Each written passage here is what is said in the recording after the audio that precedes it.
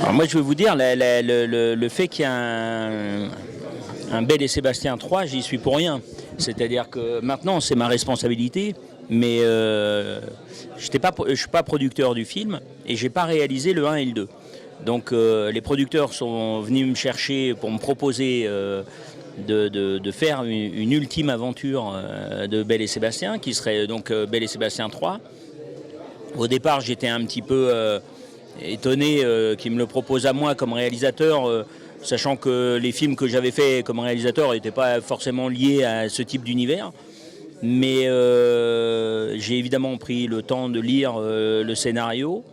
Et pour le coup, voilà, je suis tombé amoureux un peu pas un peu, d'ailleurs, je suis tombé amoureux du scénario, c'est-à-dire cette histoire comme ça d'un enfant qui arrive au moment de la fin de l'adolescence, enfin du début de l'adolescence et la fin de l'enfance, l'espèce de passage, mais à l'époque, ça se passe en 47, à l'époque, on devenait un homme quelque part à ce moment-là.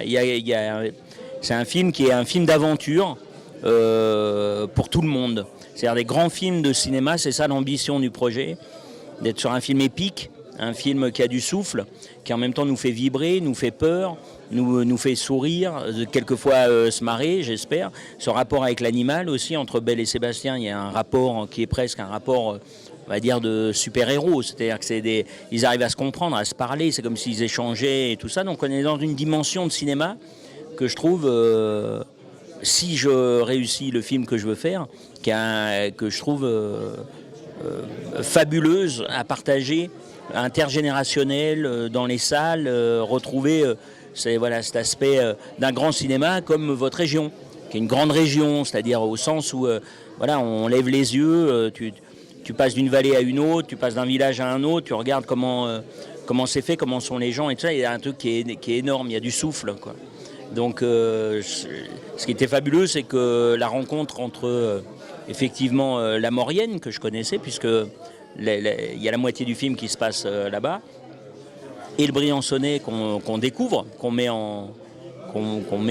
pour la première fois dans le film, une sorte d'adéquation comme ça, aventureuse et magnifique. Voilà, donc j'espère que vous ne serez pas déçus quand vous verrez le film, de vous dire « Ah bah oui, non, c'est un chouette film ». Je vous dis, ce qui m'a attiré, c'est ce que je viens de vous dire, c'est-à-dire les gens, d'abord parce que faire un film, c'est d'abord une relation humaine, c'est d'abord, on fait des films pour les gens, avec des gens, donc l'humain avant tout, mais évidemment les décors demandent, enfin la narration d'un film demande des décors, demande des espaces. Ça correspondait à une vision, on pouvait refabriquer des choses, retravailler à l'intérieur et tout ça, et le souffle qu'il y a ici voilà, correspond à l'âme du film, je pense. Donc c'est ce qui a fait que le Briançonnais s'est imposé voilà, assez rapidement, comme un coup de cœur, une rencontre. De temps en temps, on n'a pas besoin de longs discours d'amour pour s'embrasser, quoi. Après, c'est très compliqué d'avoir du recul sur soi et de savoir comment on est perçu. Donc, je serais sûrement le moins habilité vraiment à pouvoir vous dire comment les gens me perçoivent. Très sincèrement, je ne sais pas. Ce qui est certain, c'est que j'aime que tout le monde soit impliqué dans quelque chose. J'aime que... On est obligé, quand on fait un film, on est obligé d'avoir un leader. C'est-à-dire, on ne peut pas faire le film de tout le monde sur le plateau. On fait le film d'une personne. Donc ça, cette responsabilité, je l'ai. Si le film est raté, c'est de ma faute. Si le film est réussi, c'est grâce à tout le monde. Donc c'est quelque chose qu'il faut savoir assumer. Mais c'est quelque chose que j'assume totalement, qui me fait pas peur. C'est pas grave.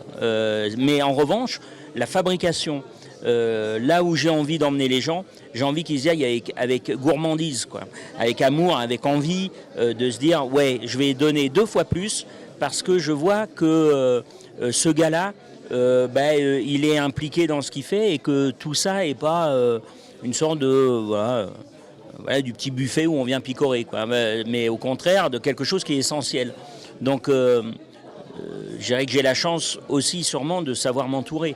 C'est-à-dire que oui, je vais essayer d'aller avec des gens qui sont pareil, humainement, représentent quelque chose, c'est-à-dire ont un élan.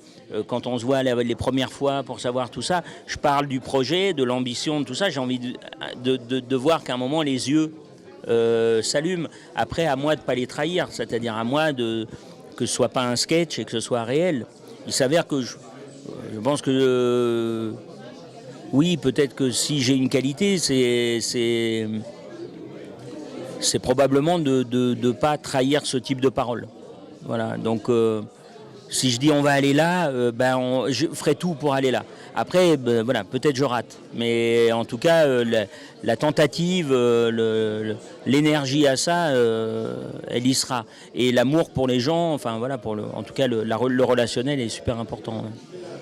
Oui, non, mais c'est vrai que c'est assez rigolo de constater que le film, dans le cinéma, il y a comme ça des blagues qui circulent, c'est-à-dire, des blagues parce qu'on les éprouve. Hein. On sait que tourner avec un enfant, c'est compliqué. Tourner avec des animaux, c'est compliqué.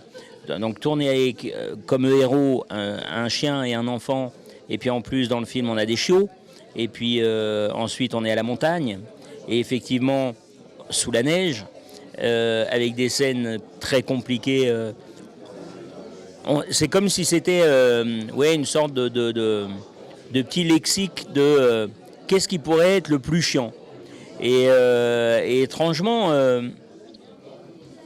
on a envie de voir cette histoire. C'est-à-dire qu'on se dit, bah oui, mais si c'est bien, c'est pas tellement le défi qui est intéressant. Moi, le défi ne m'intéresse pas. Moi, ce qui m'intéresse, c'est le beau film. Ce qui m'intéresse, c'est que les gens, j'espère, quand ils vont voir le film, ne vont jamais se poser la question de savoir comment c'est possible.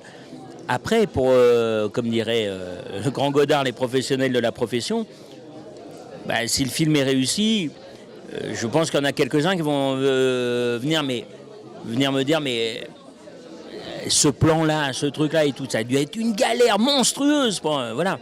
Mais ça, c'est des trucs on va dire, d'entre-soi. Mais c'est pas pour ça qu'on fait du cinéma. Moi, je fais du cinéma pour tout le monde. Moi, j'aime les salles pleines de gens différents, de milieux, d'âge, tout ça. Donc, c'est des films. J'espère surtout que les gens vont se régaler. Ils se poseront même pas la question ils vont se dire, si, Belle, c'est génial un chien comme ça. Tiens, super des chiots comme ça, super un enfant comme ça. C'est ça qu'on veut, quoi. Je suis pas le super gars des anecdotes d'une manière générale. Moi, sur tous mes films, souvent auxquels j'ai participé, on m'a demandé alors vous avez et en fait, pour être très sincère, j'en ai jamais parce que j'en ai trop.